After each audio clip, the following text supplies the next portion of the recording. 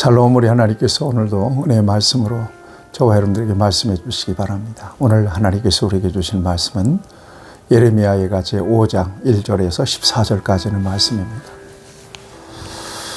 오늘 본문 말씀을 쭉 묵상하는 중에 우리 부모님의 생각이 났습니다. 고만고만한 6남매를 없는 살림으로 그저 날품팔이하고 농사짓고 그래서 길러주셨습니다. 자신들을 돌보지 않았습니다.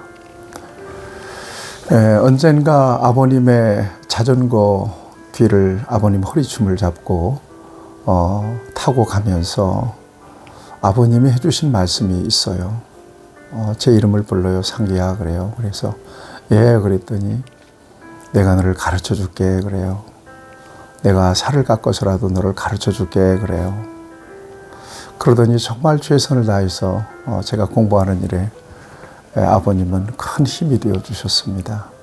어머님 역시 두말할 것 없습니다. 자기 입속에 있는 것까지 빼서 자식들을 먹여서 그렇게 6남매를 길러주셨죠. 가없는 사랑이죠.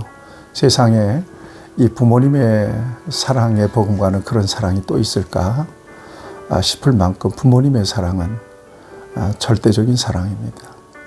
아무런 조건이 없는 그런 사랑이죠. 그런데 이 같은 사랑도 하나님의 사랑에 비교하면 아무것도 아닙니다.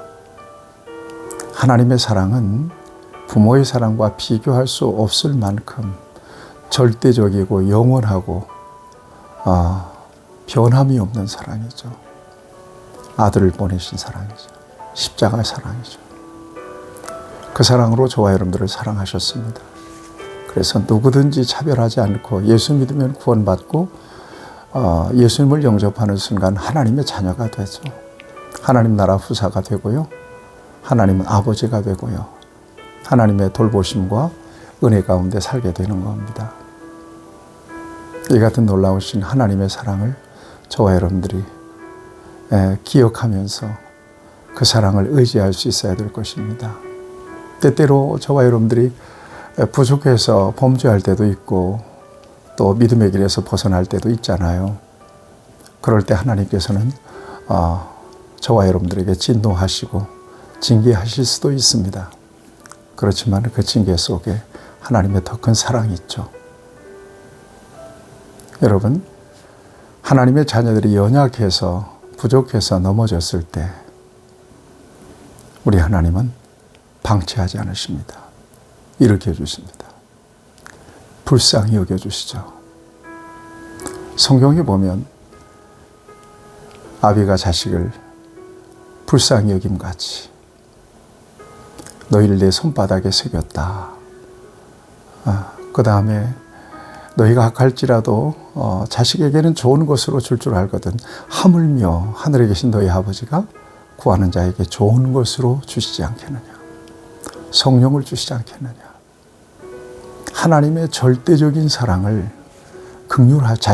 자녀들에 대한 긍휼하심을 성경은 보여주고 계십니다. 하나님은 때때로 우리가 연약해서 잘못해서 넘어졌을 때 때리시지만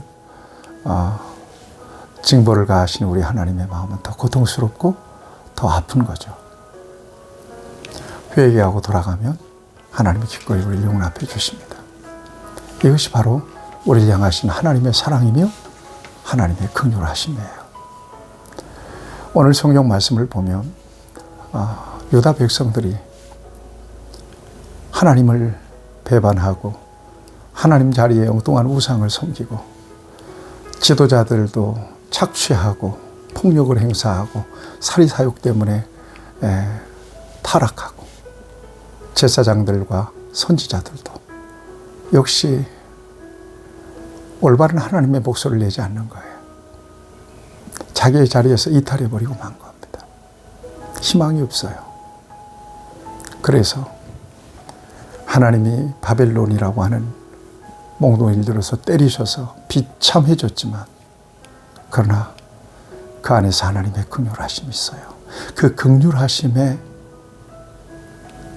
바벨론에서 멸망당한 이후에 남겨진 사람들 있지 않습니까? 그루터기처럼 이 사람들이 하나님의 긍휼에 기대서 호소하는, 탄원하는 기도가 오늘 본문의 내용입니다.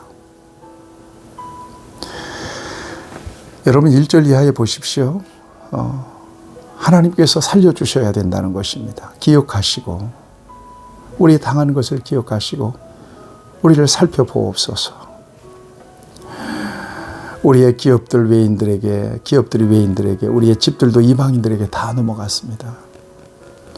우리는 아버지 없는 고아들이며 어머니는 과부와 같습니다. 고아와 같습니다.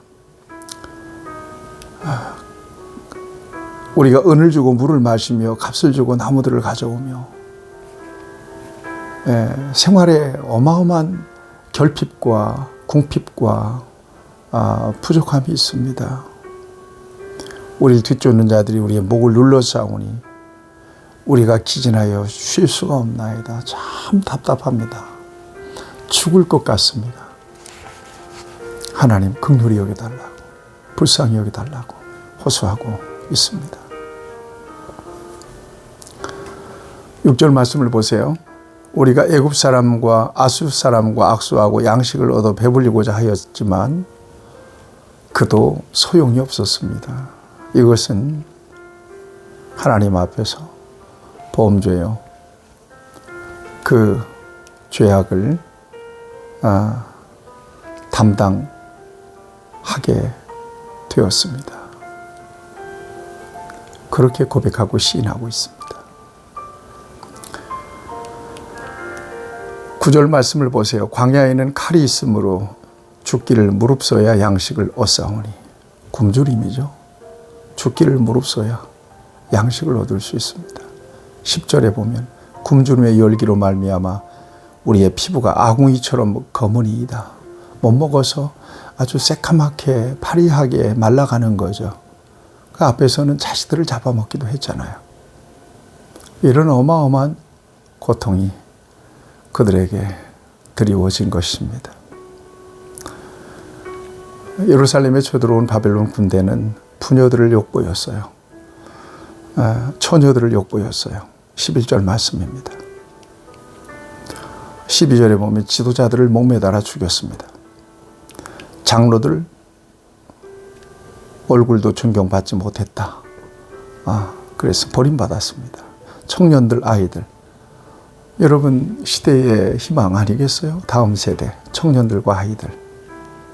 나무를 치다가 엎드러지우며 시대적인 소망이 없는 거예요. 노인들 다시 성문에 앉지 못하며 청년들은 다시 노래하지 못하나이다.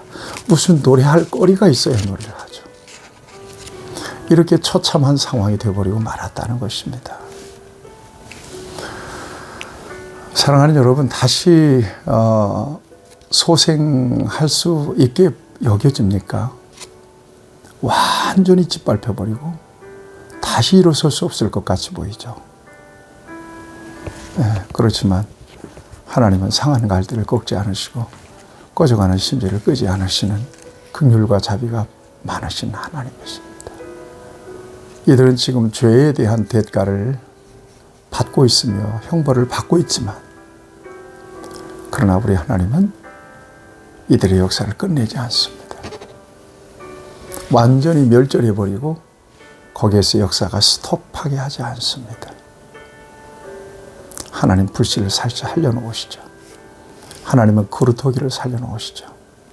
그들 속에 하나님을 향한 믿음, 절실한 갈망, 철저한 회개를 통해서 하나님을 향한 그 믿음이 더 순수해지도록 믿음의 순도를 높입니다.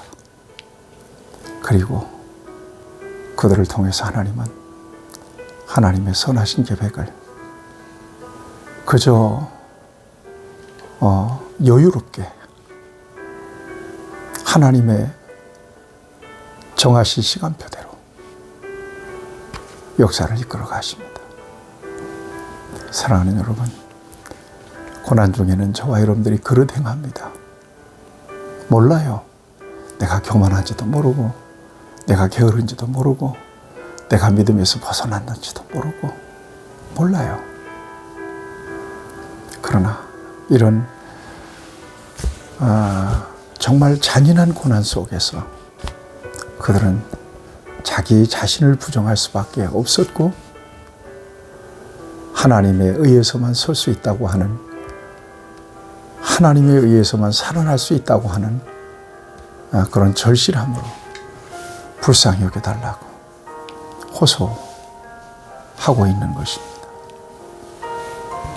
오늘 저와 여러분 모두에게 오늘 이 말씀이 도전이 되기를 바라고,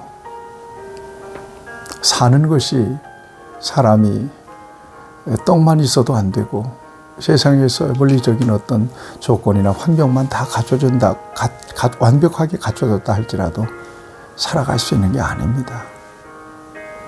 믿음 잃어버리면 다 잃어버리는 거고요. 하나님과의 관계가 무너지면 전부 무너져 버리고 마는 것입니다. 생명으로 믿음을 지키고 나의 영원하신 기업 생명보다 귀하다, 하나님 앞에 고백하면서 견고한 믿음 위에 서서 겸손하게 하나님을 섬기고 자기 자리에서 하나님께 충성을 다하고 하나님께 발견되는 그런 은혜가 있기를 주님의 이름으로 축복합니다.